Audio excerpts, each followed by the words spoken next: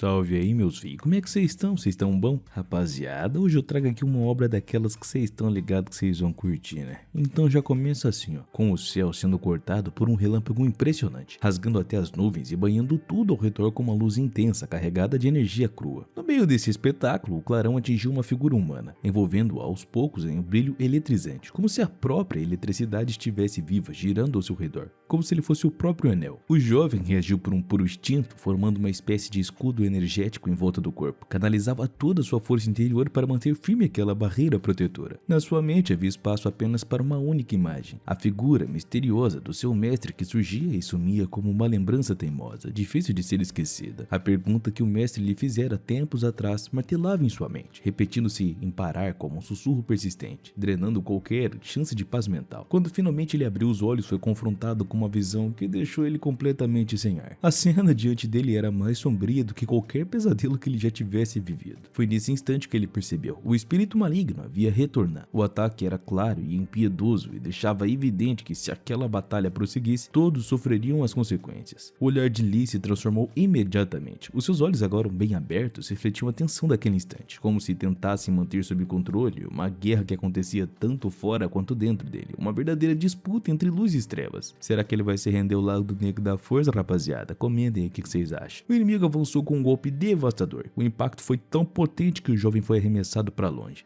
Ketchup escapando da boca, enquanto as feridas profundas gritavam por socorro. O maluco estava todo lascado. O silêncio foi quebrado por um grito de dor cortante e desesperado. A escuridão já havia começado a invadir o seu corpo, drenando sua força de vontade e também enfraquecendo qualquer tentativa de reação. A energia negra explodiu com brutalidade, pressionando contra a barreira dourada que ele tinha criado. Uma proteção que agora começava a ceder, rachando sob o peso sombrio daquele poder. E então tudo simplesmente desapareceu. A cena sumiu como fumaça e ele despertou bruscamente daquele pesadelo sufocante. De volta à realidade, o jovem de cabelos e olhos azuis mal conseguia se convencer de que aquilo havia sido apenas um sonho. O espírito que o perseguia parecia cada vez mais real, insistente em invadir o seu sono após noite. Por conta disso, o cara já costumava acordar encharcado de suor frio. A ideia de um despertar tranquilo parecia um luxo e ele já nem lembrava mais como era. Ao olhar para o relógio, ele viu que marcava exatamente 9 da matina. Foi aí que caiu a ficha. Ele precisava correr e muito se quisesse evitar um atraso. Justo naquele fatídico dia, o professor havia tomado uma decisão firme. Não queria repetir os delícias anteriores. Mas mesmo com toda essa determinação, já estava perdendo tempo enquanto tentava se organizar às pressas. Luli era só mais um entre muitos no centro de treinamento em Xizian, um mestre comum sem destaque entre os colegas. Naquele dia especial, uma apresentação importante estava aguardando ele. Era uma chance de mostrar serviço e também garantir um bônus suado. Saiu de casa às pressas, já fazendo as contas de que poderia perder se não chegasse a tempo. Em outra parte da cidade, o clima era completamente diferente. Um policial segurava um alto-falante fazendo um anúncio em plena rua, chamando a atenção de todo mundo que estava nas proximidades. A tensão era visível, um suspeito estava cercado e o aviso era claro. Ninguém deveria ser machucado, principalmente os reféns. O cerco estava fechado e a cidade parava por alguns instantes para encarar aquele momento carregado de perigo. O policial, sem nenhuma hesitação, ordenou que as armas fossem deixadas ao chão, exigindo a rendição imediata dos criminosos, prometendo que seriam até julgados de uma forma justa conforme a lei. Do outro lado, o agressor respondeu com frieza, dizendo que ele não estava ali para perder tempo, exigindo um carro que garantisse sua fuga em segurança. Ameaçava diretamente os reféns caso não fosse atendido o pedido dele. Entre eles, uma jovem grávida chorava de dor, segurando a barriga com maior desespero, coitada. As contrações já haviam começado e o sofrimento era visível em seu rosto, o que só aumentava a tensão no ambiente. O capitão Shen Meng, atento a cada movimento, notou o pânico no rosto dela. A refém estava prestes a entrar em trabalho de parto, e isso transformava o cenário em um lugar ainda pior. Pelo rádio, o capitão questionou se o atirador já havia se posicionado para agir caso a situação saísse de controle. A resposta veio rápida. Ying, o atirador de elite, explicou que o criminoso mantinha a refém na linha de tiro, o que tornava impossível qualquer ação precisa. Não havia nenhuma abertura para agir sem colocar a vida da coitada da grávida em risco. Shen Nan, cada vez mais tenso, apertou o rádio com força, perguntando já impaciente por que o suspeito ainda não havia sido neutralizado, mesmo diante de uma ameaça tão grave assim. A resposta foi clara. A situação havia escalado rapidamente e agora era mais delicada do que nunca. Encontrar uma solução segura era a prioridade absoluta ali. Enquanto isso, Luli continuava correndo pelas ruas da cidade, já até ofegante e cansado. Tinha apenas 5 minutos para chegar ao trabalho e era um daqueles dias em que tudo parecia conspirar contra o tempo. Mestre ou não, ele sabia que os atrasos poderiam custar caro e hoje, justamente hoje, não podia se dar esse luxo. Mas de repente alguma coisa chamou a atenção do prota. Um movimento incomum na rua o fez diminuir o passo e andar mais suave. Porém, de repente, um grupo grande de pessoas estavam se aglomerando na calçada, em plena manhã de um dia útil. Aquilo não era normal e ele acabou parando por instinto, tentando entender o que estava rolando naquele ambiente. Do outro lado, observava tudo com espanto, não conseguindo aceitar que ainda acontecesse assaltos e também reféns à luz do dia, como se fossem cenas retiradas de um filme. Era difícil acreditar, mas ali estava o criminoso, exigindo a presença do veículo prometido, deixando claro que se não fosse atingido, machucaria a pobre jovem grávida, o que ele chamava de garantida de fuga. As forças especiais tentavam negociar, afirmando que o carro já estava até a caminho, pedindo, quase suplicando que ele não encostasse um dedo na coitada da mulher. Era uma situação instável demais, e qualquer palavra errada poderia desencadear uma tragédia total. Um homem armado parecia acreditar que tinha um controle, usava refém como escudo humano, certo de que ninguém ousaria atirar numa mulher grávida.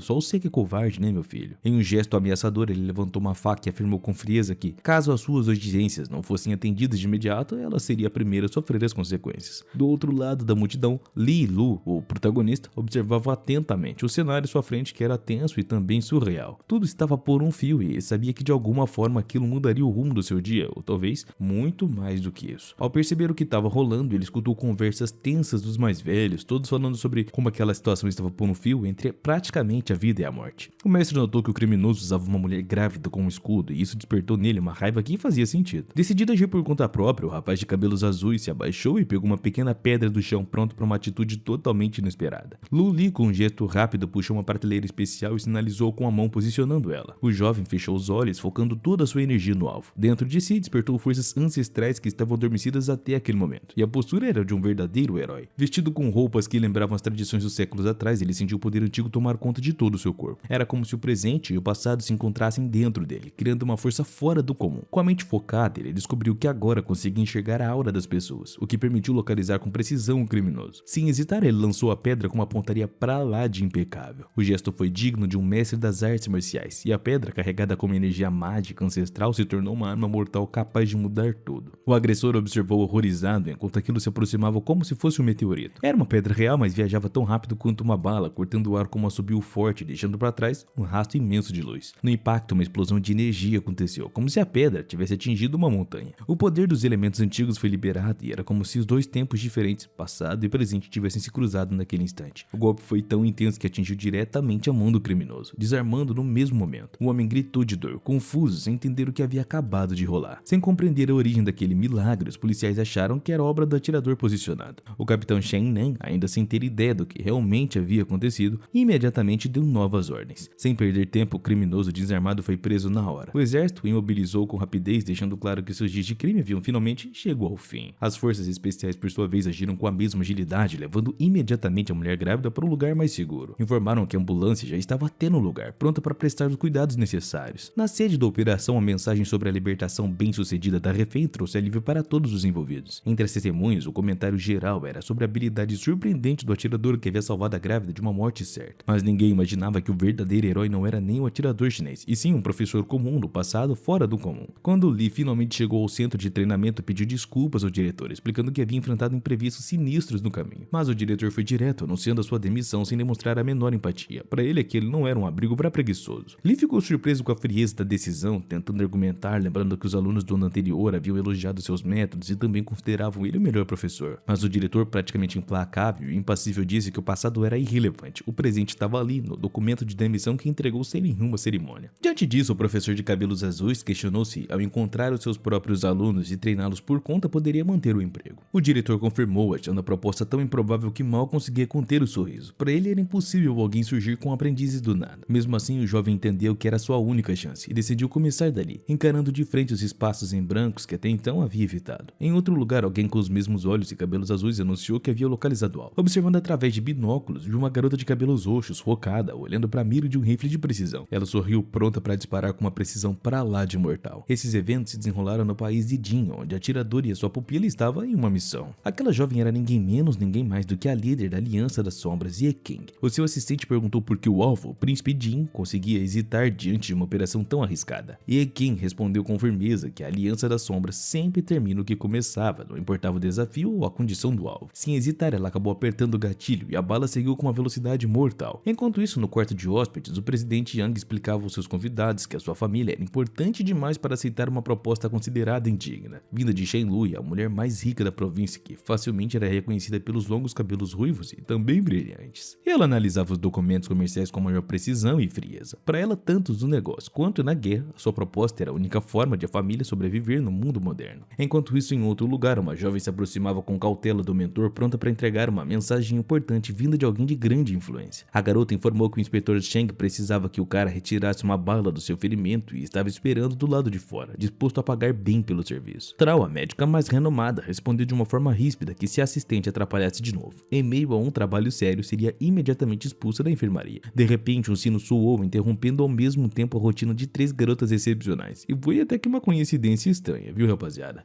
Acontece que todas haviam sido chamadas pela mesma pessoa, sua antiga professora, que alguém que nenhuma delas havia se esquecido. As 3 olharam para os celulares surpresas, se perguntando o que motivava esse contato inesperado depois de tanto tempo que havia passado. Sem querer fazer o mentor esperar, aceitaram um chamado que, sem saber que mudaria o rumo de todas as suas vidas. Para nossa surpresa ou não, quem havia convidado elas era Lu Li. Empolgadas, as garotas perguntaram se o seu querido mentor realmente tinha preparado uma nova aula. De cabelos ruivos, foi a última a chegar, se desculpando por estar atrasada. Ye King, com seu cabelo roxo, logo começou a brincar com Jin Luz, a garota ruiva, surpreendendo-se por ver uma mulher de negócios tão ocupada abrindo espaço para uma aula. A médica renomada Yuya também entrou na brincadeira, insinuando que algumas pessoas colocam os compromissos acima das lições preciosas do mestre. Jin Luz se defendeu dizendo que era diferente das outras duas e que, na opinião dela, passavam os dias ignorando os ensinamentos do professor. À distância, parecia 3 parentes brigando por coisas antigas, embora o que realmente unia ela fosse apenas a formação com o mestre. Na sala de treinamento Xizian, o clima era caótico e cheio de provocações mútuas entre as 3 alunas do protagonista. O cara suspirou em silêncio, percebendo que as velhas disputas haviam voltado como nos velhos tempos, e o jovem de cabelos azuis pediu que todas se acalmassem e escolhessem os seus lugares para começarem a atividade tão aguardada. As garotas se transformaram imediatamente, respondendo em uníssono que o professor era incrível, demonstrando total respeito e admiração por ele. Lu Li confessou que não tinha preparado material nenhum, mas para alguém com a sua experiência isso não era um problema. Anunciou com confiança que aquele era o primeiro dia das suas aulas renovadas e que o tema seria realmente muito interessante. O tema em questão girava em torno da consciência da própria força, levando em consideração tanto a análise das capacidades dos adversários quanto a experiência prática recente de cada aluno. Li sugeriu que começassem com Jen Lui. Jen, uma empresária ruiva, compartilhou orgulhosamente as suas conquistas mais recentes no mundo dos negócios. Ela fez questão de destacar que, graças às habilidades avançadas que seu mentor havia lhe ensinado, conseguiu alcançar resultados extraordinários. O seu crescimento foi notável, subindo para o topo do ranking, chamando a atenção em toda a província. Para sua surpresa, a professora comentou que só havia lhe ensinado a calcular dívidas e gerenciar um pequeno negócio. Sem entender como aquilo tudo havia se expandido tanto, Lulia lembrou de um antigo alerta sobre o perigo das ambições exageradas, aconselhando ela a manter a calma e não se precipitar no mundo empresarial. O mentor também relembrou a sua própria trajetória, contando como viveu em uma situação extrema debaixo de uma ponte antes de se tornar a pessoa mais rica. Com um tom reflexivo, destacou que, assim como na vida, tudo deve ser feito com calma, passo a passo, sem pressa e sem tomar riscos desnecessários. Jen Lui reconheceu humildemente o seu erro, abaixando o olhar e prometendo continuar seguindo com os conselhos sábios do seu mentor. O cara fez questão de frisar que, ao comandar um pequeno negócio, é preciso dobrar a cautela, já que a estabilidade é um fator essencial. Em seguida foi a vez de Yuya, um médico reconhecido como um dos melhores, uma das conquistas tão significativas que até especialistas renomados admiravam ela. Contou com entusiasmo que havia dominado uma área de medicina a ponto de resolver com facilidade problemas antes considerados sem solução. O prota, com uma carta na manga e uma certa carta emocional, respondeu que realmente tinha evoluído muito, já que era bastante limitado naquele campo. Ainda assim, fez um alerta importante que esse progresso não justificava agir com arrogância nenhuma, já que poderia colocar em risco até mesmo a saúde de pacientes confiantes demais. Surpreso com a reação, o médico demonstrou arrependimento genuíno, pedindo desculpas ao prota, implorando para que não ficasse desapontado com ela. A terceira aluna nem esperou ser chamada e já começou a relatar as suas experiências, mostrando a iniciativa e a intensidade que faziam parte da sua própria personalidade. Jen, com seus cabelos roxos, entendeu que era sua vez de dividir o que havia conquistado. Como atiradora, estava pronta para apresentar os seus resultados impressionantes, explicando que havia dominado por completo as artes marciais que o prota lhe ensinara, alcançando o mais alto nível dessa habilidade. Com orgulho, afirmou que não existia ninguém à sua altura, exceto seu próprio mestre Lu Li. O protagonista, o líder da Aliança das Sombras, ouviu aquilo com um sorriso genuíno e até mesmo seu semblante severo atmosfera pareceu se suavizar. Yan, com uma plena consciência, questionou por que o professor não havia mencionado que o que lhe ensinara era apenas uma autodefesa básica, deixando um aviso para que ela não ultrapassasse certos limites. Com uma leve ironia, o mestre lhe perguntou se ela normalmente seguia os seus conselhos. Já sabendo a resposta, viu a atiradora levantar o nariz com orgulho e responder com naturalidade que era claro que não. Era considerada forte demais para evitar problemas e conflitos, e diante dessa declaração ousada, suas colegas e Jen Lewis não conseguiram conter o riso, se divertindo com as palavras intensas dela. O rapaz de cabelo azul não chegou a comentar que na sociedade atual não é comum lutar sem motivo justo, respeitando as leis e também a ordem. Diante disso, o professor pediu que a guerreira voltasse para sua carteira para que todos pudessem retomar a aula de uma forma mais tranquila. O líder da aliança, visivelmente incomodado, questionou por que o professor sempre dizia que ele só sabia alguns truques inúteis e que nem serviam para alcançar as posições de destaques. Rai e a empresária Jen Lewis apoiaram a irmã, também querendo saber por que nunca recebiam um conhecimento mais profundo. A melhor médica ainda acrescentou que o professor parecia sempre considerar as habilidades dele como medianas, sem dar a chance de explorar o verdadeiro potencial que tinham. Ao ouvir isso, Luli ficou parcialmente desanimada, sem esperar esse tipo de confronto vindo de alunos que normalmente eram tão obedientes. O mestre refletiu profundamente sobre o que significaria de fato o resultado digno de tudo que havia ensinado e dedicado a eles até ali. O jovem percebeu que as três áreas centrais, medicina, artes marciais e negócios, estavam representadas por aquelas três irmãs únicas. Isso se fez perguntar se os seus alunos ainda poderiam ser considerados iniciantes, já que as conquistas deles claramente diziam o contrário. Ele compreendeu que mesmo o conteúdo que parecia simples continha fundamentos sólidos, e foi justamente isso que permitiu aos alunos alcançarem níveis tão absurdos e altos. Ver que as suas discípulas estavam entre os melhores do mundo lhe trouxe uma mistura de orgulho e ansiedade. De repente, memórias que pareciam esquecidas começaram a emergir em sua mente. Eram lembranças confusas de um sonho recorrente envolvendo o passado misterioso, e aos poucos, pequenos fragmentos começaram a se juntar, formando a imagem da sua verdadeira identidade. Diante da intensidade dessas lembranças, ele se sentiu mal, cambaleando e levantando a mão à cabeça. A reação das alunas foi imediata, cercaram ele com preocupação, oferecendo ajuda de todas as formas. Lu Li, armado e sempre atento, se apressou em tranquilizar as suas alunas, dizendo que era apenas uma dor de cabeça que esconderam a real origem daquele mal-estar. O rapaz de cabelo azul compreendeu então que as memórias perdidas estavam voltando aos poucos, revelando segredos sobre quem ele realmente era e qual era a sua verdadeira missão. Uia, atenta como sempre, notou que o professor ainda parecia sofrer de amnésia, algo que atormentava ele há anos. No centro de treinamento Xizian, Li anunciou que a partir daquele momento as suas aulas estavam oficialmente encerradas. Embora as alunas tentando demonstrar certa decepção, o professor pediu que ficassem por mais um instante, pois tinha um anúncio importante a fazer sobre o futuro do curso e também o desenvolvimento de cada um. Ele destacou que todos possuíam talentos individuais, mas que precisavam aprender a compartilhar conhecimento entre si para que o grupo crescesse como se fosse um todo. Explicou que ao ensinar um único aluno, os demais ficavam desinteressados, o que acabava prejudicando o aproveitamento coletivo. Por isso tomou uma decisão: dali em diante cada aluno passaria a ter aulas individuais com ele ao longo da semana. Essa mudança aumentaria a qualidade do aprendizado e permitiria um desenvolvimento mais eficiente. As irmãs ficaram surpresas com a novidade, pois para elas ter aulas particulares com o professor era um privilégio imenso, uma oportunidade rara e também valiosa. O protagonista surpreso perguntou se realmente ninguém tinha dúvida sobre o plano educacional novo. As três alunas talentosas se entreolharam e, como se tivessem lido os pensamentos uma das outras, perceberam que de fato não havia nenhuma objeção. Concordaram com a decisão do professor, mas colocaram uma condição especial em marcar o reinício das aulas de maneira diferente. Luli, sem esperar esse tipo de atitude vinda das suas alunas geralmente tão disciplinadas, quis saber qual condições elas pretendiam impor. Quase em uníssono, as três pediram para visitar a casa do professor, algo que nunca tinham feito antes. O pedido pegou o mestre totalmente desprevenido. Ele se perguntou por que alunas tão ocupadas e bem-sucedidas fariam questão de conhecer a sua modesta residência. Com naturalidade, as garotas explicaram que só queriam jantar juntas para comemorar essa nova fase do treinamento. Depois de muitos suspiros e certa hesitação, o rapaz decidiu aceitar o convite, percebendo que simplesmente não conseguiria recusar um pedido vindo das suas melhores alunas. Jenny e todas as outras garotas ficaram radiantes com o arranjo, animadas com a rara chance de conhecer um lado diferente do professor. O distrito de Kultong, onde Luli morava, era encantador, repleto de casinhas tradicionais que ganhavam brilho especial com o pôr do sol. Não muito longe dali, um homem de intenções sombrias dava ordem duras aos seus subordinados, exigindo que localizassem um pássaro especial de valor inestimável para ele. Ameaçava sua equipe com sérias consequências caso não conseguissem encontrar esse pássaro, e enquanto isso, o silêncio da região foi interrompido por uma cena inesperada. Uma perna feminina e elegante cruzava a entrada com sapatos refinados. Logo atrás vinham os outros visitantes e era o professor Lee e suas três alunas, retornando de uma ida à loja, levando mantimentos para o jantar em casa. Sem saber exatamente como se portar, o rapaz tentou explicar que, segundo as antigas tradições, homens e mulheres deveriam manter uma certa distância, especialmente quando o período de aprendizado já havia até terminado. As alunas, no entanto, não esconderam descontentamento, se aproximando ainda mais dele, ignorando completamente essa formalidade, como se quisessem deixar claro que não aceitariam aquela barreira. Com sorrisos provocativos, começaram a brincar sobre o motivo de manter manterem distância se tudo não passava de um simples jantar entre professor e alunas. O jovem de cabelo azul ficou visivelmente desconfortável diante da situação e tentou rapidamente mudar o rumo da conversa para algo mais neutro. Nesse momento, uma senhora idosa se aproximou do grupo com um sorriso acolhedor e recebeu eles calorosamente. O mestre Lee retribuiu o gesto com carinho genuíno e era a avó Wu, que acabara de retornar, e logo convidou os alunos para jantar em sua casa simples e aconchegante. Com um olhar atento, a senhora logo reconheceu as 3 garotas, já tinha visto elas em uma fotografia guardada com o maior carinho. Animada com o que haviam crescido, comentou que estavam belas e imponentes. Lee então aproveitou a situação para apresentar a sua avó às alunas, explicando que ela era a moradora mais antiga do distrito e alguém de coração generoso que sempre esteve ao seu lado nos momentos mais difíceis. As alunas, felizes em conhecer uma figura tão importante da vida do professor, o cumprimentaram com respeito e também afetos sinceros. O rapaz de cabelo azul perguntou à avó se a sopa curativa estava pronta para o seu gato, Xiaobei, que estava visivelmente debilitado. A senhora, com um sorriso no rosto, comentou que o bichano agora andava correndo atrás de cachorros e questionou se ele realmente precisava ainda de remédio. Lu Li explicou que, apesar de parecer saudável por fora, Xiaobei era um gato de rua e sofria de doenças internas que exigiam um certo tratamento. No meio da conversa, a vovó comentou que o gato havia capturado um passarinho vermelho naquele dia, o que deixou todos ao redor surpresos. De repente, alguns estranhos se aproximaram do grupo, claramente interessados no tal pássaro que a avó descreveu como gordinho, rechonchudo e também com penas vermelhas vivas. A senhora, assustada, recuou imediatamente, querendo entender como aqueles forasteiros sabiam sobre aquela ave, já demonstrando alarme com o aparecimento repentino dela. Um homem calvo com uma postura autoritária afirmou sem rodeios que aquele pássaro lhe pertencia e não admitiria nenhuma discussão. Se virou de uma forma agressiva para o rapaz de cabelo azul, exigindo que ele entregasse a ave, ameaçando criar problemas caso não fosse obedecido. Luli tentou manter a tranquilidade, respondendo que precisava verificar melhor a situação em casa antes de qualquer conclusão precipitada. Os subordinados do homem chamaram sua atenção e, ao notarem as 3 garotas atrás do rapaz, completamente encantadas com a beleza dele, com os olhos brilhando, apontaram para as garotas e admiradas com o quanto eram impressionantes. O homem calvo fixou o olhar em Sting, Juai e também Jan Lois, percebendo imediatamente o charme e a presença que elas exalavam. Chamou Luli, que tentava recuar, e ordenou que ficasse parada, claramente não pretendia deixá-las ir tão facilmente. Em seguida propôs um acordo e deixaria o pássaro com elas, contanto que as 3 garotas passassem ao menos um dia ao seu lado, garantindo que o professor não fosse responsabilizado pelo roubo. O rapaz respondeu com a maior calma, dizendo que primeiro não havia prova alguma de que o gato fosse culpado e segundo que uma coisa não tinha nada a ver com a outra. Ainda complementou dizendo que não aceitava o tom com qual o homem falava com ele e com as suas alunas, deixando clara sua total insatisfação. As palavras foram ditas com tamanha firmeza e autoridade que por um mero instante os forasteiros ficaram imóveis, sentindo que estavam diante de alguém realmente perigoso. Mas logo se recuperaram e começaram a zombar do pobre rapaz, achando engraçada sua observação sobre o tom da conversa. O homem calvo, com um sorriso debochado, disse que não pretendia mudar a maneira como se expressava e perguntou em um tom meio desafiador o que o outro planejava fazer a respeito. O rapaz de cabelo azul respondeu serenamente que, como cidadão que respeita as leis, jamais participaria de uma briga. Então, inesperadamente, se virou para Yuai e perguntou qual dos 36 pontos do corpo, quando ativado com a técnica do olho de fênix, aliviaria a dormência. A jovem médica ficou surpresa com a pergunta fora de contexto dele, sem entender o porquê o mestre queria saber aquilo justamente naquele momento. Mas o prota não hesitou em aplicar a teoria na prática, tocando levemente um ponto específico da mão do homem arrogante, e no mesmo instante, o braço dele perdeu os movimentos, ficando pendurado como se tivesse paralisado por alguma força para lá de invisível. O homem calvo entrou em pânico, exigindo saber o que o mestre acabara de fazer com a sua mão, claramente sem ter esperado por tal reação dele. Luli, ignorando o alvoroço do oponente, fez mais uma pergunta: qual ponto provocava confusão mental quando era ativado? Juai, com seu vasto conhecimento médico, respondeu prontamente que era o ponto ligado ao coração. Sem perder tempo, Lee aplicou uma técnica no local indicado com precisão impressionante. Ao ser atingido, o homem calvo foi tomado por uma dor intensa e repentina que se estampou em seu rosto em uma forma de careta distorcida. O bandido caiu de costas.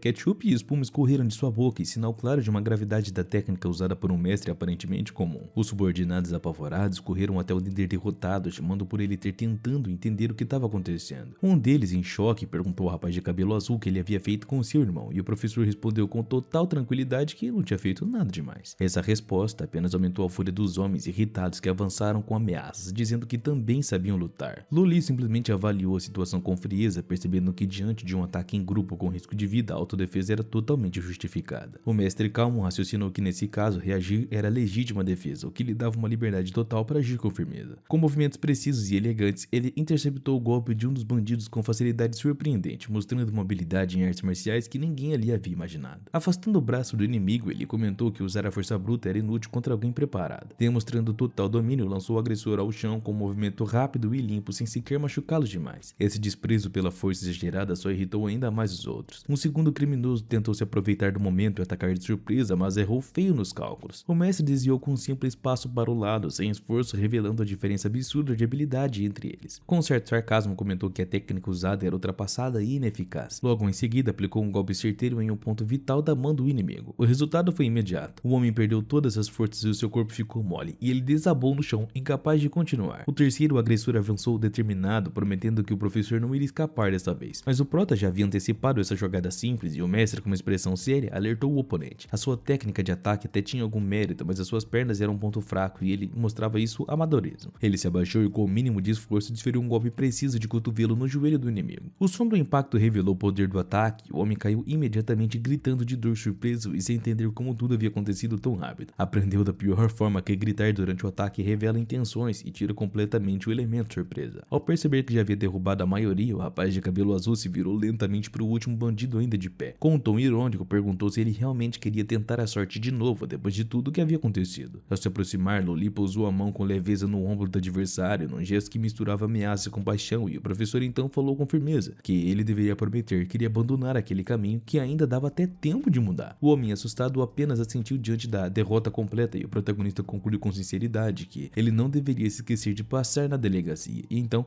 eles estariam esperando por ele. A presença da polícia deixava claro que a punição era inevitável, e os alunos que estavam por perto e assistiam à luta ficaram impressionados com a forma como o professor usou o poder do adversário contra ele mesmo. Fora simplesmente fascinante. Sem aviso, o professor se virou para as meninas, perguntando o que elas haviam aprendido ao observar tudo aquilo, transformando a situação em uma lição prática. As três alunas, todas bastante talentosas, não esperavam ser desafiadas daquele jeito naquele momento. Surpresas, elas encararam o professor com os olhos arregalados, admirando a sua sagacidade. E King, a líder da Aliança das Sombras, comentou que não era preciso se limitar e que era possível usar a força dos pontos estratégicos durante uma batalha. Já discordou, dizendo que, embora certas habilidades fossem poderosas, não podia se agir com imprudência ou abusar da própria força. Depois de encontrar aquela aula improvisada, o rapaz de cabelos azuis convidou os alunos a seguirem o caminho de volta, lembrando eles de que já era hora de pensarem até mesmo na janta. Luli aproveitou para perguntar sobre a sua avó, descobrindo que a senhora havia saído para pedir ajuda ao vizinho do tio Bang. Os alunos entraram na casa do seu professor animados, contagiados pela atmosfera acolhedora e pela beleza do interior que refletia perfeitamente a personalidade de quem vivia ali. No corredor foram recebidos pelo mesmo gato que antes haviam visto como ladrão, e ele miava alto, como se desse as boas-vindas aos visitantes. As meninas se aproximaram com carinho, tentando pegar o bichano, enquanto disputavam entre si com petiscos, na esperança de conquistar o coração daquele animal tão especial. Xiaobei, o gato branco como a neve, com os olhos de várias cores, não parecia interessado em conversar com ninguém. Ignorando as meninas, ele saiu em disparada em direção à cozinha, como se tivesse algo mais importante para verificar. Lá ele demonstrou um carinho discreto, esfregando a cabeça no pé do prota, um gesto cheio de afeto daqueles que só fazem sentido entre aquelas pessoas que se conhecem bem. O rapaz de cabelo azul se abaixou e com um sorriso suave brincou com o gato, perguntando por que ele parecia tão entediado. Xiaobei, elegante e encantador, parecia gostar da atenção, retribuindo o carinho de uma forma sincera e visível até para os alunos que apenas observavam. Vendo essa cena tão harmoniosa, as meninas se sentiram um pouco deixadas de lado e, em um tom brincalhão, questionaram se aquele era o verdadeiro favorito do professor. Curiosas, continuaram assistindo ao rapaz interagir com seu companheiro de quatro patas. Loli, tocado pela cena fofa, comentou com tudo que aquilo parecia saído de um filme, então se virou para o gato, lembrando-se de algo que a avó havia dito sobre um pássaro preso, pedindo que mostrasse onde estava. Xiaobei, como se entendesse cada palavra, obedeceu prontamente e partiu em direção ao troféu escondido, demonstrando uma incrível capacidade de compreensão. Com agilidade e precisão, abriu uma pequena porta para um outro cômodo, exibindo suas habilidades surpreendentes. E ali, como se estivesse encenando uma revelação especial, o gato se posicionou de uma forma teatral, convidando todo mundo a entrar na sala. Atrás daquela porta havia um pássaro de vermelho vivo, com uma crista tão refinada que parecia saído de uma lenda antiga. E Ekin ficou maravilhada com a beleza da criatura, e encantada tentou se aproximar para acariciá-la, no entanto Xiaobei não permitiu. O protetor se colocou entre a ave e a garota de cabelos roxos, demonstrando que o pássaro agora fazia parte do seu círculo de confiança. E ali, sempre observadora, comentou que o gato claramente havia feito amizade com o pássaro, algo que era incomum, mas também genuíno. Ele, contrariando o comportamento típico diante de algo tão raro, preferiu não intervir de uma forma agressiva e com firmeza apenas ordenou que o pássaro voasse até ela. A ave, porém, não gostou nem um pouco do tom autoritário e seu comportamento mostrava personalidade forte e um orgulho bem marcado também. Ainda assim, percebendo que não tinha muita escolha, o pássaro abriu lentamente as suas asas brilhantes e graciosas. Com elegância e precisão, voou alto pelo ambiente até pousar com suavidade na mão estendida para a mestre Lily. Demonstrando a sua obediência surpreendente, o pássaro ficou parado enquanto era cuidadosamente examinado pelo rapaz. Ele analisou com atenção as penas de um vermelho brilhante, o formato incomum das asas, e intrigado sugeriu que talvez estivesse diante de uma fênix mítica. Os seus olhos refletiam fascínio diante da criatura misteriosa. A sugestão provocou riso entre os presentes e a ideia de uma fênix parecia tão absurda que preferiam continuar acreditando no prestígio do professor do que em uma lenda viva. Baseando-se em seus conhecimentos de medicina, rotina, a garota olhou com ceticismo, lembrando que os livros descrevem esse tipo de pássaro como parente dos dragões, mas que aquela ave estava tão longe de ser majestosa que era praticamente impossível. De repente, Ing interrompeu a conversa e o seu olhar ficou tenso ao perguntar se mais alguém sentia um cheiro estranho vindo da cozinha. Estava alerta e sua postura indicava que algo não estava certo. Lee, ao perceber do que se tratava, arregalou os olhos exclamando que havia esquecido de desligar a panela, e sem perder tempo, correu para a cozinha tentando evitar um pior acontecendo. O pássaro, assustado com o grito repentino do professor, bateu as asas e alçou o voo com incrível agilidade. Ele se movimentava pelo ar com tamanha precisão que deixava todo mundo fascinado e impressionado. Mesmo que de forma um pouco atrapalhada, todos correram até a cozinha e o cheiro forte de comida queimada tomava o ambiente, e uma leve fumaça começava a se espalhar, trazendo o desconforto para lá de imediato. Enquanto isso, em um lugar distante, o chefe careca conhecido como Hu tentava reanimar alguém. Ele borrifava água fria no rosto do líder do grupo que havia desmaiado após uma derrota humilhante. O bandido despertou em choque, desorientado, perguntando quem havia ousado usar artes marciais tão violentas contra ele. Um sujeito mais robusto chamado Dao admitiu ter sido responsável por jogar água em seu rosto e queria apenas ajudar o chefe a voltar à consciência depois do que havia rolado. Assim que despertou por completo, Dao ficou furioso ao lembrar do fracasso do subordinado em recuperar o pássaro perdido. A situação era grave demais para ser ignorada e com o rosto coberto de culpa, o careca caiu de joelhos, implorando por perdão, suplicando por mais uma chance. Dao, com uma postura firme e claramente acima da hierarquia, relembrou o aviso que havia dado. Se algo desse errado, as consequências seriam fatais. Wu continuou implorando, prometendo recuperar o pássaro a qualquer custo. O líder então se voltou para um outro subordinado, exigindo mais informações sobre o dono da criatura. Ao descobrir que o pássaro pertencia a um mestre taoísta, ele ficou pasmo. Não conseguia entender como alguém aparentemente comum estava causando tantos problemas à sua organização. A irritação do chefe aumentou, principalmente ao perceber que os seus subordinados haviam sido incapazes de lidar com o simples professor. Sem esconder a sua frustração, ele lançou um ultimato que queria o pássaro de volta, ou todos iriam sofrer as consequências pessoalmente de uma forma pra lá de brutal. Depois de liberar toda a sua fúria e raiva, Dao se virou calmamente e saiu do escritório, deixando para trás o ambiente carregado de medo. Os outros bandidos, completamente em silêncio, retornaram a Jiu, o seu supervisor direto, para discutir os próximos passos. O careca admitiu que haviam perdido em combate direto para o professor e que precisariam pensar em uma abordagem diferente. Foi quando um cara estrategicamente olhou para Jiao, um dos membros do grupo que era habilidoso com tecnologia. Talvez fosse hora de usar a inteligência digital a seu favor, e começou então uma verdadeira sessão de brainstorming entre os criminosos. Cada um apresentava uma sugestão para resolver o enigma do misterioso pássaro vermelho, e eles sabiam que não podia falhar de novo ou as consequências seriam gravíssimas. Enquanto isso, no centro de treinamento, Lee continuava com mais uma aula voltada para os seus alunos tão talentosos quanto únicos. Mas a tranquilidade da sala foi rompida de vez. Alguém entrou apressado, interrompendo o clima calmo, e era o diretor do centro, que estava visivelmente nervoso, chamando o prota com urgência, dizendo que a polícia havia aparecido pela sua instituição por conta de algum atraso. Lee ficou surpreso, não fazendo ideia do que poderia ter motivado uma visita da polícia àquele lugar. O diretor, preocupado com a reputação do centro, temia que os professores fossem levados para prestar esclarecimentos ou até coisa pior. Um grupo de subordinados de Dao decidiu apontar o dedo para o mestre, acusando falsamente de ter roubado um polvo valioso. A alegação era tão absurda quanto ofensiva, mas aqueles sustentavam ela com uma ousadia impressionante. Foi então que Jiang Liu, uma garota de cabelos ruivos, interveio sem hesitar. Com um sorriso sarcástico, ela expôs a contradição, insinuando que os verdadeiros ladrões estavam ali tentando inverter os papéis e acusar a vítima de um crime que claramente nem havia cometido. A polícia, mantendo a sua postura profissional, declarou que independentemente de quem ou o que fosse o dono do tal povo, a propriedade de qualquer bem era protegida por lei. Em seguida, se dirigiu aos acusadores, pedindo mais detalhes sobre a denúncia. Os bandidos, determinados a sustentar aquela farsa, provocaram, dizendo que não existia regra que impedisse um professor de ser ladrão, e exigiram provas de inocência como se o ônus não tivesse sobre eles. Preocupados com a situação, os alunos se voltaram para o seu mestre, pedindo para que ele não concordasse com a condução pela polícia, mas Lee, com uma calma inabalável, afirmou que todos eram iguais perante a lei. Confiava plenamente em sua inocência, dizendo que mais cedo ou mais tarde a verdade seria prevalecida. Mesmo confiantes nas palavras do professor, os estudantes não conseguiam conter a angústia enquanto viam seu mentor sendo levado em uma viatura sem ter feito bolhufas nenhuma. Os seus olhos seguiam o veículo sem poder fazer nada além de torcer para que a justiça prevalecesse. Jane Louis, diante daquela injustiça, pegou o telefone e ligou imediatamente para sua secretária. Do outro lado da linha, Rowe recebeu as ordens diretas para enviar o motorista ao centro de treinamento e seguir o gabinete presidencial. A situação era urgente, a equipe da secretária, entendendo a gravidade do momento, se reuniu rapidamente, iniciando a coleta de contatos importantíssimos, incluindo nomes da prefeitura e autoridades de alto escalão da polícia. Quando Jiang, um dos secretários, solicitou mais informações para agir com eficiência, Jane Louis respondeu de uma forma energética e direta que seu professor havia sido falsamente acusado. A empresária, visivelmente irritada e preocupada, ameaçou demitir todos os envolvidos caso o professor não fosse liberto, ordenando ao motorista que levasse a delegacia sem perder tempo nenhum. Lear, ao ouvir o tom decidido e impaciente da chefe, entendeu de imediato que não havia margem para erros ou atrasos. A tensão só aumentava e Jiang, com a sua postura firme e atitude resoluta, suspendeu temporariamente as atividades da empresa, estipulando estipulando um prazo, todos tinham 15 minutos para encontrar uma solução viável. Enquanto isso, já na delegacia, o chefe Hu Lee conversava com o hacker do grupo, questionando a confiabilidade do plano. A resposta foi imediata. O vídeo falso havia sido editado por um verdadeiro profissional com perfeição suficiente para incriminar qualquer um. Ele garantiu que com aquele material o professor havia sido enviado diretamente para a prisão. Na sala de interrogatório o clima era pesado e o policial informou ali que havia um vídeo como prova, mostrando ele supostamente capturando o pássaro em uma área de proteção de reserva natural. E se aquelas imagens não fossem refutadas,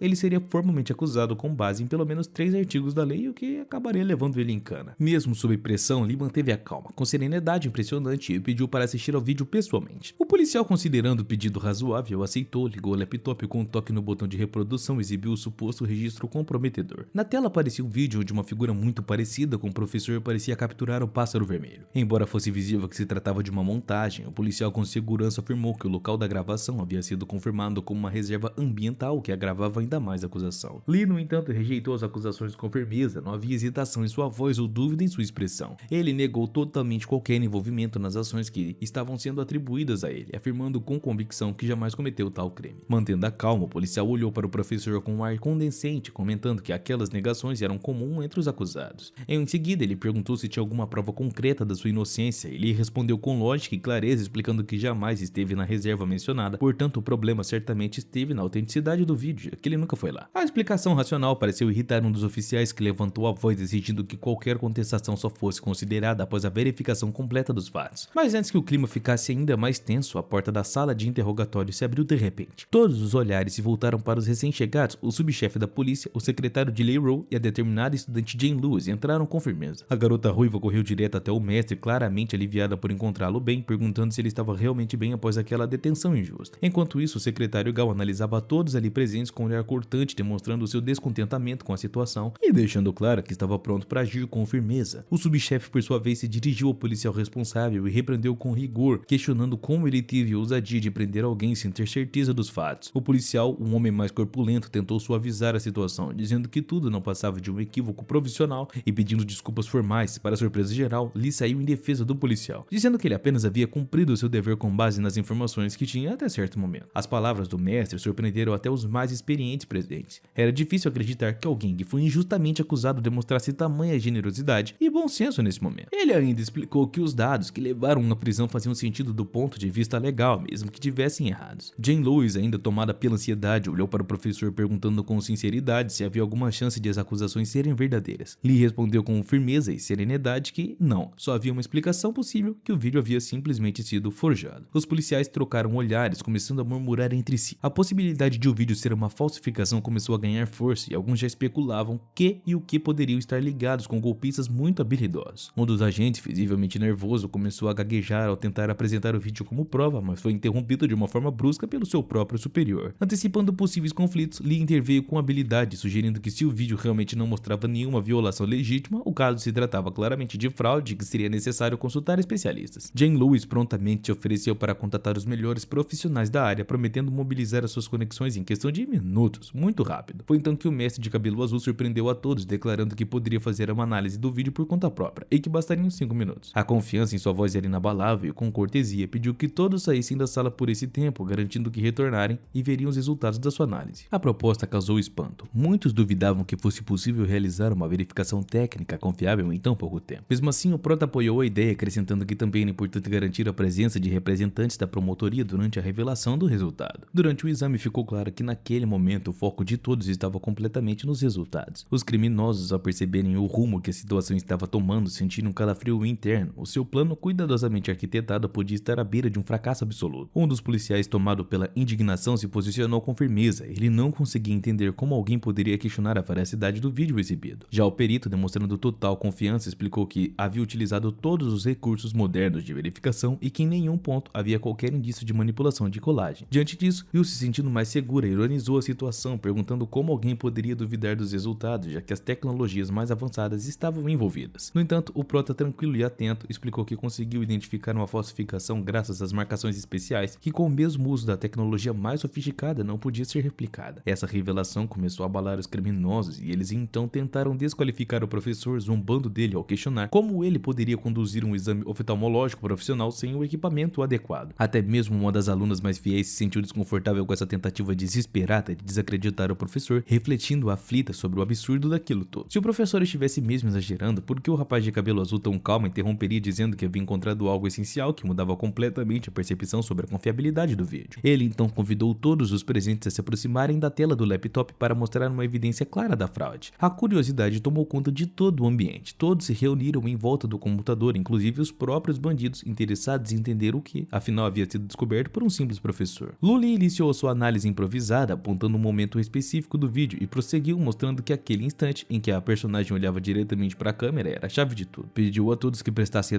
bastante atenção na real daquele trecho, e os policiais trocaram olhares confusos. Para eles, à primeira vista, tudo parecia perfeitamente normal e também bem convincente. Mas o professor propôs que aquele fragmento fosse reproduzido em câmera lenta, para que até os menos experientes conseguissem enxergar os sinais sutis de falsificação digital. Assim que o vídeo fora desacelerado, ficou evidente por uma fração de segundo era possível ver o rosto verdadeiro por trás da máscara criada artificialmente. O espanto tomou conta da polícia ao reconhecer aquele rosto e era alguém familiar. Aos poucos, todos começaram a entender a dimensão da farsa diante deles. Ao analisar com mais atenção, ficou evidente que o vídeo mostrava um dos bandidos de rua, o Careca, disfarçado por meio de tecnologia. Nessa altura do campeonato, Joe entrou em desespero e começou a alegar que tudo aquilo era uma armação, uma fraude cometida pela polícia e pelo professor. Mas o professor, com lógica e serenidade, explicou que o vídeo havia sido entregue pela própria promotoria e ainda destacou que não teria como manipular qualquer coisa, já que estava detido no local. O perito policial ficou chocado. Ele havia revisado todo o conteúdo com rigor e ainda assim aquilo havia passado despercebido. Lully então explicou que o erro do perito foi confiar demais nos métodos convencionais, sem considerar que os responsáveis pela falsificação tinham planejado tudo de uma forma a burlar os algoritmos padrões de verificação. Com a maior sabedoria, o protagonista concluiu afirmando que às vezes é melhor não confiar cegamente nos livros do que acreditar em tudo o que eles dizem. Ele finalizou com uma sugestão firme, mais valiosa, que todos guardassem bem essa lição. As palavras profundas do professor surpreenderam um dos policiais, que não esperava ouvir uma filosofia tão sábia naquele momento. Para ele, o sujeito de cabelo azul deixou de ser apenas um perito e se transformou em um verdadeiro mentor, alguém capaz de dar conselhos valiosíssimos em qualquer situação. Com respeito genuíno, o policial prometeu guardar aquelas palavras para todo sempre, mostrando com admiração que jamais imaginaria sentir por um simples professor. Com paciência, ele explicou a situação. Os criminosos tinham criado um vídeo falso usando uma casa furtiva para trocar o rosto do verdadeiro culpado por outro. A reação foi imediata e desesperada. Ru, nervoso, gritou que aquilo era um absurdo, convocando a sua gangue para agir. Os subordinados confusos olharam para o líder sem saber o que fazer diante daquela crise, mas o bandido Careca sorriu misteriosamente, insinuando que ainda tinha uma carta na manga, uma última chance para escapar daquela situação. Foi então que o mesmo, mantendo e reconhecendo a escrita, declarou que ele mesmo havia gravado o vídeo e capturado o pássaro. Um gesto que deixou todos os camaradas em choque, sem entender por que o seu líder se sacrificaria justamente naquele momento tão crítico para o grupo. Com uma postura heróica, o homem Careca explicou que seu ato era um exemplo de coragem e um sacrifício em nome da gangue. As emoções explodiram entre os subordinados, que ficaram com lágrima nos olhos e passaram a elogiar o irmão como um verdadeiro homem, alguém disposto a se entregar para salvar os outros. Enquanto isso, os presentes acompanharam em silêncio o fim da luta, com a polícia assumindo o controle da situação e os criminosos foram presos ali mesmo, no canteiro de obras. Curiosos, os policiais perguntaram ao professor como ele conseguiu detectar uma falsificação tão complexa sem sequer usar equipamentos especiais ou coisa do tipo. O especialista entrou na conversa surpreso, explicando que o olho humano só processa 30 quadros por segundo, uma limitação que nem todos reconheciam. Lully, com humildade, respondeu que a natureza lhe deu uma visão extremamente precisa para perceber detalhes que escapam da maioria. O policial pensativo se perguntou se aquele homem era mesmo uma pessoa normal, pois tamanha era sua habilidade. Jianlin então agradeceu a secretária, que respondeu com gratidão, dizendo que era uma honra colaborar com a empresa como líder deles. Foi feito um pedido quase direto ao chefe para que pudessem deixar o lugar agora que os culpados tinham sido encontrados e detidos. Mas um homem reservado tive uma ideia repentina ao ouvir a proposta da rica empresária sobre a saída. O chefe se virou severamente para os seus subordinados, dizendo que eles cometeram um erro e que deveriam se desculpar com o mestre. Dois trabalhadores se curvaram humildemente diante do prota, na esperança de que os seus empregos fossem mantidos mesmo após todo aquele incidente. O chefe pediu desculpas oficialmente mais uma vez, tentando amenizar a tensão causada pela prisão de uma pessoa inocente. O prota garantiu que os policiais tinham se mostrado responsáveis, agindo com profissionalismo em uma situação tão difícil. O professor e seu aluno foram tão acompanhados até a saída, onde foram surpreendidos por mais uma surpresinha. O terceiro aluno apareceu ali, pulando do abrigo e tentando assustar os amigos com um truque inesperado. Mas a entrada principal da delegacia não era lugar para brincadeiras, então ninguém se assustou de verdade. Lee e as duas alunas que esperavam embaixo da delegacia perguntaram o que estavam fazendo ali tão tarde. A médica respondeu que souberam da prisão e vieram correndo, preocupadas com o destino do professor. Ele os tranquilizou, dizendo que tudo já havia sido resolvido e estava seguro, o que deixou aliviadas e animadas. Uia então sugeriu que, para compensar todo esse estresse vivido, eles fossem jantar juntos e comemorassem com sucesso aquele caso que for resolvido. O professor sorriu, pensando em voz alta sobre o que fazer com alunos tão dedicados e leais, sentindo-se grato por ter uma companhia tão especial naquele momento. A proposta era simples: todas as meninas se reuniriam para jantar juntas e aproveitar uma noite tranquila depois de um dia cheio de estresse. Enquanto isso, em seus aposentos, o Imperador Maligno estava furioso ao ouvir falar da nova falha do seu povo. O seu subordinado nervoso tentou se justificar, dizendo que o professor imortal era simplesmente muito poderoso e pediu uma nova chance para corrigir o erro. O mentor imortal sorriu com uma certa malícia, perguntando se o subordinado realmente queria essa chance de se redimir. O verdadeiro demônio, por sua vez, lembrou que o adversário do mentor estava próximo e que ele sequer havia levado um presente, o que era para ele uma loucura. O imperador avisou que dessa vez não haveria perdão e ordenou que o temido chacal vermelho cuidasse do fracasso. De repente apareceu uma criatura assustadora, um chacal com olhos vermelhos que pareciam chamas, encarando um dos subordinados que tremia de medo. Enquanto isso, na casa do professor, um dos alunos comentava o quanto havia comido no jantar incrível que tiveram. A médica não perdeu a chance de brincar, dizendo que a amiga só come o que ela come o dia todo, e sem se estender, o chefe da Aliança das Sombras explicou que esse apetite era fácil de entender, afinal o professor estava se preparando muito bem e era impossível resistir à sua culinária. De repente, Ting percebeu algo estranho que despertou seu olhar profissional e a fez ficar inespércia. Ela se levantou pronta para agir, chamando a atenção de todos ao redor. Quando perguntaram o que ela via, King respondeu que daria uma volta, pois depois de comer seria bom estar preparada. A rua estava escura e já era muito tarde, mas isso não intimidou a guerreira decidida. Ela sussurrou para alguém nas sombras porque sabia que estava perto e estava lhe observando. De repente, o mesmo mestre imortal que estudava o inimigo em potencial observava, surpreso com a habilidade da garota de sentir a sua aura e detectar a sua presença. King pensou consigo mesma que uma aura assassina daquele nível poderia ser sentida até 10 milhas de distância e era algo muito forte. O professor imortal então saiu do esconderijo esperando que o inimigo provocasse um pouco antes da morte inevitável. O inimigo com unhas afiadas tentou atacar, mas King conseguiu desviar a tempo de evitar um golpe mortal. O líder da Aliança das Sombras saltou metros para trás avaliando o perigo e se preparando para contra-atacar. Ao analisar o seu adversário, percebeu que ele usava truques letais e que por isso não fazia sentido continuar apenas na defensiva ali. A única saída era partir para o ataque e assumir o controle da batalha. O homem imortal de cabelos longos tentava antecipar os movimentos da garota, observando cada gesto dela. De repente, ele apareceu ao seu lado, balançando a mão com habilidade para desferir um golpe rápido e devastador. Com maestria, Ye King atingiu o queixo do oponente desconhecido, demonstrando a sua excelente técnica em artes marciais. Aproveitando o momento, ela desferiu um poderoso golpe de joelho, tentando não dar tempo para o inimigo se recuperar. Com um punho firme e decidido, a garota declarou que agora tudo havia acabado para o adversário misterioso, mas, para surpresa dela, o inimigo bloqueou com as mãos e sorriu de uma forma maliciosa, deixando claro que aquilo só estava começando. King não esperava aquela reviravolta e resolvera apostar tudo. À sua frente estava um verdadeiro monstro com olhos cheios de uma agressividade incontrolável e uma sede insaciável de destruição. De repente, ela liberou uma energia vermelha e maligna tão poderosa que Ye King foi lançada para longe sem conseguir sequer se defender. Atônita, ela se perguntou como algo assim poderia acontecer no mundo real, onde pessoas comuns viviam. Sabia que lutadores menos experientes teriam sido destruídos por um ataque tão brutal e devastador. O oponente reconheceu que estava se movendo muito melhor do que a maioria dos adversários que Ye King já havia enfrentado, mas respondeu que não segue o caminho da imortalidade, então para ela aquilo não passava de um erro comum. Ye King tentava entender quem era essa misteriosa pessoa e de onde vinham aquelas habilidades tão impressionantes, e observando a velocidade dos movimentos do inimigo, ela se perguntava como conseguia se mover com tamanha agilidade. Percebendo a sua situação, a garota sabia que não conseguiria escapar do próximo golpe devastador, e então não compreendia como conseguiu desferir um ataque tão forte e o que tinha acontecido com as suas mãos depois daquele impacto. Desesperada, ela tentou se esquivar dos punhos enormes do inimigo, lutando para se manter viva a qualquer custo. O inimigo tentou acertá-la com um chute, mas Ye King se curvou no último segundo, evitando mais um golpe mortal. Apesar da velocidade dos ataques, a garota percebeu que o inimigo estava segurando as pontas sem usar todo o seu potencial, e então percebeu que estava encurralado sem espaço para recuar. Com um tom repreensivo, o inimigo imortal disse que ela não tinha para onde fugir, e aproveitando a situação desesperadora. King sabia que estava certo, mas não tinha ideia do que fazer naquela situação crítica, quase derrotada pelo golpe final. Com sarcasmo, o inimigo perguntou se ela realmente estava pronta para se render e aceitar a morte. Mas naquele momento, outra mão apareceu e segurou o ataque, interrompendo a luta no momento mais decisivo. O protagonista surgiu de repente com calma, perguntando o que aquela pessoa estava fazendo ali. Ela lembrou que fazer barulho no meio da noite não era uma boa ideia, porque vandalismo também era crime, e o mentor imortal, surpreso, perguntou quem era o estranho de cabelo azul que tinha acabado de interferir naquela batalha intensa. Ele logo percebeu que diante dele, que estava o cara que acusou de ter roubado a sua preciosa fênix. O professor imortal balançou a cabeça com raiva, dizendo que o cara falava demais e que agora teria o que mereceria. Mas com toda tranquilidade desferiu um golpe com a mão como se fosse algo completamente normal, mesmo diante das ameaças do inimigo. Ele lembrou que atacar outras pessoas era uma ação ilegal em uma sociedade civilizada. O inimigo irritado exigiu que o professor saísse do seu caminho e não atrapalhasse os seus negócios, mas todas aquelas ameaças não fizeram efeito. O professor parou para o segundo ataque do inimigo com uma só mão. O inimigo percebeu que estava em apuros, pois não conseguia mover aquele estranho nem um pouco do lugar. Ele prometeu deixar o professor ir embora desde que fosse educado e não usasse força contra inocentes. O imortal, com ironia, perguntou se ele realmente acreditava que podia impor condições naquela situação. Então o inimigo começou a usar uma energia demoníaca com as suas mãos brilhando em vermelho ameaçador. O olhar de King mudou drasticamente e sentiu algo estranho acontecendo dentro do próprio corpo. O inimigo riu alto, dizendo que a energia demoníaca estava circulando no corpo do mestre, o que morreria em 10 minutos. De repente, em Imagens estranhas e confusas do passado começaram a surgir na mente do professor. O cara não conseguia entender de que lugar era aquele que estava vendo e nem quem eram aquelas figuras à sua frente. De repente apareceu a imagem de um homem vestido com roupas tradicionais e que de algum jeito parecia até muito familiar para ele. Enquanto isso, Proto estava em um lugar completamente diferente, algo que lembrava um espaço espiritual cheio de uma energia antiga e também misteriosa. Ele se sentia atormentado sem entender por que aquelas paisagens e imagens pareciam tão próximas à sua memória. De repente ele percebeu algo que fez o seu coração acelerar. À sua frente estava um homem sentado com a presença de um mentor espiritual vindo de um passado distante, irradiando sabedoria e também muita força. O estranho explicou que eles eram muito parecidos porque na verdade ele era o mesmo Lee, só que de outra época. O sujeito não entendeu direito e perguntou como ele poderia ser aquela pessoa também. O outro respondeu que na realidade ele era uma versão esquecida do próprio Lee atual. O antigo Lee contou que uma vez teve a chance de conversar pessoalmente com o lendário Junin. Ele foi testemunha das expedições para terras desconhecidas cheias de perigos e milagres. Foi então que ele entregou ao Celestial da Lua a pílula milagrosa da imortalidade, algo que mudou o destino de muita gente. Além disso, foi ele quem derrotou Malriel, um dragão que ameaçava a paz de todos os seres vivos. Graças ao seu esforço e poder incrível, essa criatura foi destruída completamente. As pessoas daquela época o chamavam de progenitor de todos os imortais. Eles o viam como um grande mestre e defensor, um ser divino digno de adoração, e todos respeitavam cada uma de suas ações. O antigo Lee então perguntou se o atual conseguia lembrar de tudo isso, de todas aquelas grandes conquistas do passado, e o velho Lee ficou surpreso ao saber que o cultivo do Lee tinha sido destruído e que ele havia se tornado alguém comum.